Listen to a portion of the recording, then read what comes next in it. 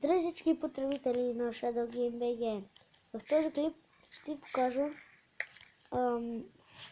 мод, който е декорация.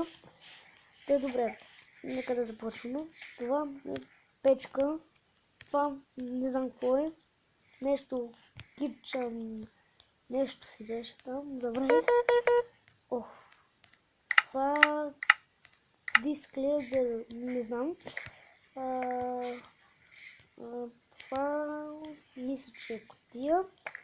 Това идея си нямам какво е.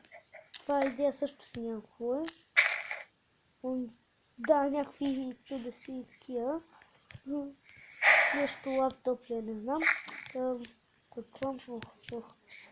А това пак си нямам представа какво е. Това е хладилник, който не може да се отваря, нищо не може да се отваря.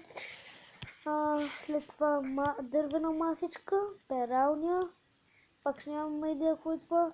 И друга масичка, и това също си нямам идея какво е.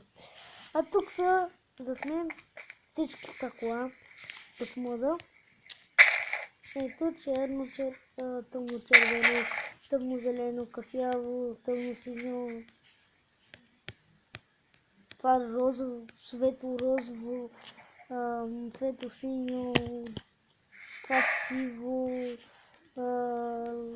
розово, зелено, жълто, синьо, светло бяло, някъде, да, светло бяло, бяло оранжево и това.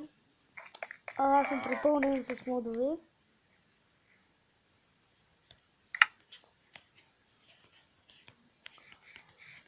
Добре, тук що не знам какво става.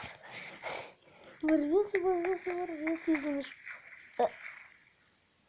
Какво?